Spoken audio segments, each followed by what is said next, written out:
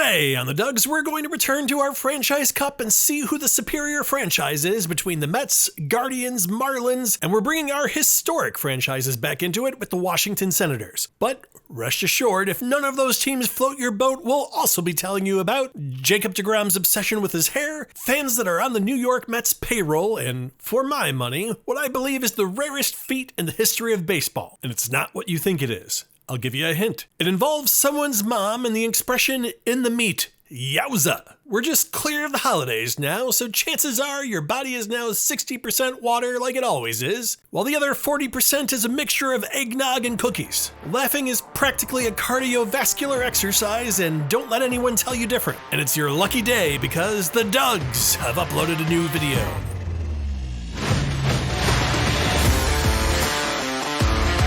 I'm Johnny Paprika, and welcome back to the Dugs, where everything we do is an excuse to tell a lot of baseball stories and a lot of jokes. As we stated, this is a continuation of our Franchise Cup series, but fear not, you can jump right into this as a standalone because each video is the full coverage of a simulated 3-game round robin of the teams involved. That said, if you want to start at the beginning, you can always visit our Franchise Cup playlist to view the videos in order. The historical teams are back, as before there were Nationals in DC, there were Senators, the baseball playing kind. We won't be talking about the other kind of Senators, as we've made it this far without comments threatening to kick me in the dangly bits, and I'd like to keep that going. Well, this version of the Senators dissolved in 1960, so if any of them are still alive, they most likely have a list of gripes that read like a novel. Luckily, they're off to see their doc today. The Mets' Doc Gooden will be getting the start today, and here he is striking out the side of Roy Seaver's Heine Manouche and Joe Cronin. Oh man, let's play that one back. Let's all try to say Heine Manouche with a straight face. If you can do that, well, you're probably not gonna like this channel. The game stays quiet until the fourth, when Cleon Jones leads off the inning with a double, and not long after, it's a current player in Pete Alonso bringing him home with a double of his own. 1-0 Mets. That one run was huge because both pitchers were excellent today. The Senators starter, Firpo Marbury, is still in the bottom of the 7th, where it is still 1-0 Mets, and he's keeping his squad in it by striking out Carlos Beltran and Darryl Strawberry. That makes it an 0-for-3 day for Strawberry, which is embarrassing, but nowhere near his top 10 disgraces. I'm sure you've heard of many of his disgraces, like how he became an evangelical right before he solicited a police officer for both sex and drugs. But a story I didn't know about was his deferred contract. Deferring the money owed on a contract appears to be the wave of the future, as we've all recently heard about Shohei Ohtani's completely fair and totally not bullshit move of delaying $680 million of his $700 million contract until 2034 so the team could afford to make some additional moves if they needed to. I feel like that means we all have to stop making fun of Bobby Bonilla Day, who took a similar deal and is paid over $1 million every July 1st by the Mets and will continue to receive that amount until 2035. The thing is, Bobby wasn't the only one in on that deal. Darryl Strawberry was receiving a $9,000 check every month from the Mets and would continue raking that cash in until some point in 2034. Or at least he would have, until the IRS figured out that on top of all of his other exploits, Strawberry was also failing to pay his taxes. They sued Darryl, prompting Strawberry to hand over his monthly paycheck as part of the deal. The IRS wasn't content just sitting around and waiting for those monthly checks, however. Instead, they auctioned the rights to those checks off to whoever wanted to bid, and the $1.2 million remaining in the Strawberry pot reeled in a small profit for the Internal Revenue Service when it sold for $1.3 million. Not certain why the bidder decided to lose money on the deal, other than the thrill of the idea that you are now on the Mets payroll, but really, who isn't these days? All this story needs is some sort of contractual clause requiring Darryl to become this highest bidder's butler due to him holding his contract, and you have yourself a hit sitcom. Anyhow, where were we? Right, Strawberry struck out, both pitchers have been great, and so we're going to enter the 9th at the same 1-0 Mets advantage. The Mets decide to relieve Doc Gooden of his duties and bring in Al Leiter to close it out. That's a Buddy Lewis single, and maybe Al didn't hear me. Al Leiter's in to close it out. This is Eddie Yost with a single, and we've suddenly got some intrigue. Leiter throws a wild pitch, and so it's 2nd and 3rd with no one out, and everyone suppress your laughter because Heine Manouche gets that one deep enough to bring the tying run home. Next man up is Joe Cronin, and he's going to line a single out there as well, and that one is going to give the Senators the lead. After being dominated by Dwight Gooden for 8 innings, the Senators have completely turned this game around. Someone better check on Doc, actually. Nah, I'm sure he's fine. Doc's as solid as a rock with nary a skeleton in his closet. Unlike Leiter, Bump Hadley comes in relief and has no issue closing it out, and so the defunct franchises continue to perform well in this tournament. 2-1 is your final. Marbury's 8 innings and 11 strikeouts bests Gooden's 8 innings and 7 strikeouts. Strawberry had just those 3 at-bats, which all went down via the K if you're looking to point fingers. Go ahead, he's used to it. And Al might actually be a literal Leiter because tonight he contributed absolutely zippo. Let's head over to the other 2 teams in the Marlins and the Guardians, though most of the players come from an era where the league was still kinda okay with Chief Wahoo. We're going to jump into the 4th here as both pitchers have been top-notch. For the Marlins, we've got Jose Fernandez, and the Guardians are throwing Bob Feller. In the top half of the 4th, however, the Marlins are off to a decent start. Juan Pierre leads us off with a single, and you know the little guy likes to use those wheels. He can idle into second, however, when Bob Feller fails to locate the strike zone and his catcher's glove altogether. Feller rallies, however, and manages to strike out Gary Sheffield and Giancarlo Stanton. Marcell Ozuna needs to come up in the clutch and appears he will fail to do so, as this one is a flyout and the speedy wheels of Juan Pierre go absolutely nowhere after reaching second with no outs. Masterful job by Feller to wriggle out of that trouble. Feller's an interesting guy, and there's plenty that I can highlight about him,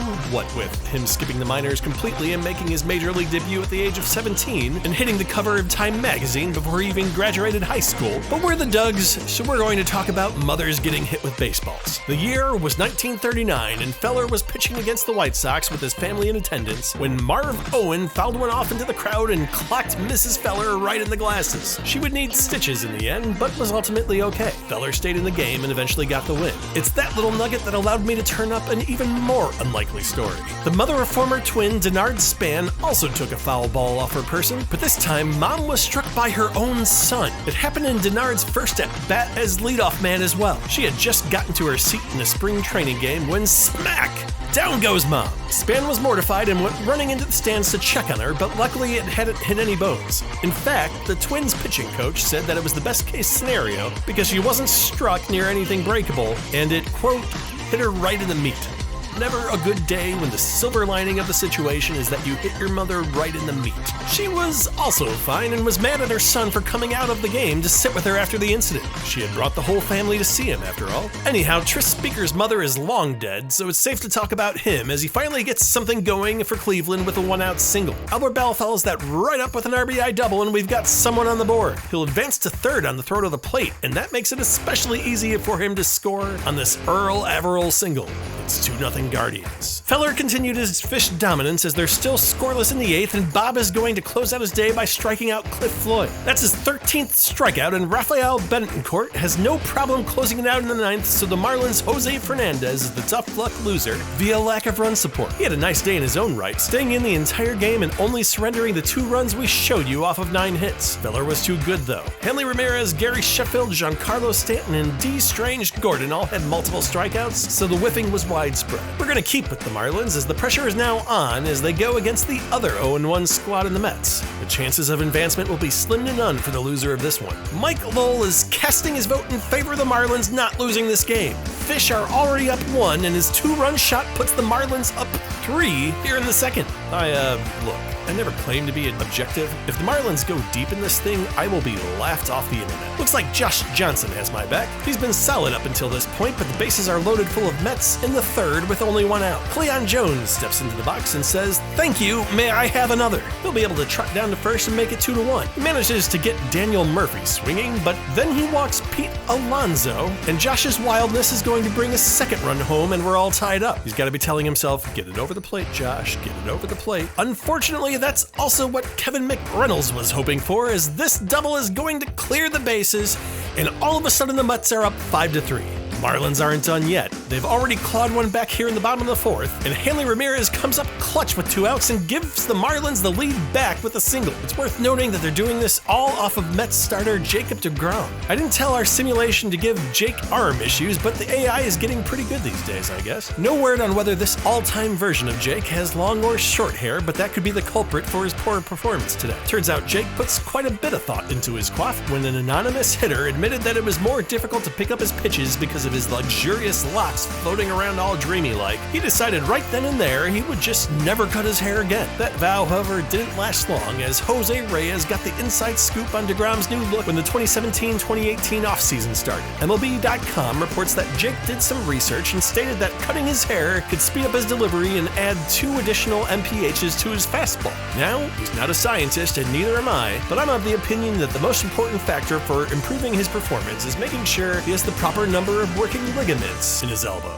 Anyhow, like I said, DeGrom isn't the only one to come out, as Anibal Sanchez takes over for the Marlins, and he doesn't appear to be much of an improvement. After allowing 2 men on and striking 2 out, he's about to get out of the inning with a 2-strike count on David Wright, but decides he'd rather plunk him instead. That loads the bases, and look out, Darryl Strawberry grabs a little redemption for the first game. This double scores 2. John Stearns follows him with a 2-run single, and Jose Reyes follows that with 1 more RBI. It's 10-6 Mets, and the Marlins won't be coming back from that deficit. We do want to show you one last highlight though. Top of the 8th, Pete Alonso nets himself a solo shot. We had all of Mets history to pick from, and it's a current player tearing it up, as that's his 3rd RBI of the tourney, and he'll end the day hitting 500 through the first 2 games. In the end, the score ends up Mets 13, Miami 7, and that's going to be a huge help to the Mets while most likely eliminating the Marlins. Aw, shucks. Neither starting pitcher managed to go 4 innings, but the Mets' Jerry Koosman came in relief and went 5 1/3, only allowing 2 hits and 1 earned run while striking out 7. Off to the 2 squads that won their first game, and this one comes out of the gate hot and heavy. Former baseball player and current crazy person Albert Belle is going to get us started right off with 3-run home run. I feel like I'm being judgmental, but I'm not going to get into it. We already covered a good chunk of Albert's exploits in our video about his teammate carrying him out in Mission Impossible style bat heist to save him from being identified as a bat corker. A couple of innings later, Earl Averill is giving the Guardians a 4-0 lead with his RBI single. By avoiding Albert Belle's stories, I thought I was avoiding the violence, but poor Averill just can't seem to get out of the way of danger. Averill had a solid consecutive game streak going when he abruptly ended it by picking up a firework that apparently had not worked its fire as of yet. He ended up with some serious cuts on his fingers and burns on his face. He eventually recovered, but that 600+ games played streak died with the pieces of his face. Additionally, it was his line drive that broke Dizzy Dean's toe in 1937, which never healed, right? Which led to a change in how he pitched, and that is typically blamed for blowing out his arm and having to retire at the early age of 31. Also in 1937, his legs were temporarily paralyzed by a spinal condition, but still, he played on, just adjusting his batting stance to accommodate the after effects of having no control over his legs. Even in old age, which against all odds he reached, he was still up to it. He was invited to play in an old-timers game, but I'm not sure if he ever made it. Apparently, at least one airline refused to allow him on board because he demanded that he bring his own bat to the game. That's not really an issue in itself, but it becomes one when you demand to carry it in a gun case. Anyhow, back to the game. We have a surprise shoeless Joe Jackson sighting. This is a solo shot giving the Guardians a 5-0 advantage. Totally forgot he called Cleveland home for a significant amount of time because everyone associates him with the White Sox-Black Sox scandal. And this is just insurance at this point, but Albert might be a fan of the channel and I don't want him finding out that he had a multi-home run game and we didn't show both of them. I've got a doorbell cam, Albert, don't think about it. This solo shot puts Cleveland up 6-1 and that'll be more than enough to get it done as this one ends at the final of 6-2. Crazy Albert was a highlight today, hitting 2 home runs in a 3-for-4 4 RBI day. That was more than enough run support for Addy Joss, who went 7 2/3 for the Guardians, surrendering only 2 earned runs while racking up 6 strikeouts. This win secures a top 2 spot for the Guardians, while the Senators are going to need some help. But first, they're going to have to beat the Marlins. But before that, we're going to return to our tradition of looking at channels with more subscribers than us. Today's channel is Blonde Boy. Blonde Boy, you know what? Not this week. Fuck this guy. For his efforts, Blonde Boy has racked up over 16,000 subscribers to my 500. If you like what you're seeing today, don't let the Dugs disappear into the Blonde Boy's diaper and throw a like on this video, subscribe to the channel, and let us know what you think in the comments, as we love to hear what works and what doesn't, and we try to respond to every comment submitted. Like I was saying, if the Senators want a chance of advancing, they're going to have to beat the Marlins, and that's exactly where we're headed now. Bert Gallia is pitching in because he's, in pitching for the Senators, and in the first 2 innings of the game, he gets Gary Sheffield, Giancarlo Stanton, Kevin Millar, and JT Realmuto to strike out. The strikeout is the claim to fame for Bert, but it wasn't any of those that we just saw. Gallia attended St. Louis College, and in 1909, the Detroit Tigers rolled in for a spring training tune-up. It's a thing that happens every now and then. In fact, in 2015, we got a little peek at Ryan Sandberg's management career in the 2015 Phillies season, getting a peek at their stone-cold dead canary in a coal mine when the squad dropped an exhibition game to the University of Tampa. Now, Gallia's St. Louis team got their asses handed to them in convincing fashion, but not before Bert Gallia made a name for himself by striking out the Tigers' Ty Cobb. Now, longtime watchers of the channel will be familiar with Ty Cobb's exploits, whether it be his scarred childhood from his mother murdering his father, him beating up a man with no hands, and apparently going Liu Kang on whoever this catcher is, so I would have picked literally anyone else on the field that day to boost my profile, but to each their own. The Marlins have an ace in the hole as well, in A.J. Burnett, who has kept the Senators scoreless up until the fourth. He runs into some trouble here, though, as runners reach the corners with no one out, but it's looking like he might wriggle out of it when Sam Spence goes down on strikes. It was looking like that, but this pitch comes from the much less popular video series of Balls Gone Wild. That'll bring the first run of the game home, and then this single by Buddy Meyer puts the Senators up 2. That might just be enough for Bert as he's still dealing. The bottom of the fourth saw him striking out the side of Juan, Pierre, Gary Sheffield, and Giancarlo Stanton. If that doesn't convince you, perhaps fast forwarding to the 9th inning where the score is still the same, and Joe Cronin drives an additional run home to give him a 3-run edge. The Marlins do pull one back in the bottom half, but that is it, and the Senators do what they need to do in order to keep their hopes alive. My boy, okay, deep breath, Heine Manouche recorded 3 hits while the Senators pulled off the win without recording a single extra base hit. A.J. Burnett had 99 pitches hung on him before he could get out of the 5th. But he still had a nice, though irrelevant day as the Marlins joined the 0-3 roll call of shame. Despite the win, the Senators still have a negative run differential which trails the Mets, and so the stakes are simple. If the Mets win, not only are they in, but they are group champs with a guaranteed ticket to the next round. If they lose, they go home, Cleveland wins the group, and the Senators will be one of our one-game play-in teams to see if they can move on. But let's dispose with what-ifs and get right into it. Mets Guardians. Let's base some balls. Corey Kluber takes the mound and immediately embarrasses himself by allowing the first 2 hitters to reach the corners with no one out. There's still a ray of hope after he strikes out Daniel Murphy, and now all he needs is a double play. Never mind. David Wright's got a fictional spine and a stolen base which kills that hope. Wasn't going to matter anyways, as this is a solid base hit from Kevin McReynolds, and that brings both Mets home, and then McReynolds will score himself on a Jose Reyes fielder's choice. Mets have rocketed out of the gate and are up 3-0 early, and the Mets' John Matlack is not messing around. The score is still 3-0 here in the 6th, and here he is striking out one of the best offensive players in history in Tris Speaker. In fact, he faced Speaker 3 times in this game and handed him a strikeout each time.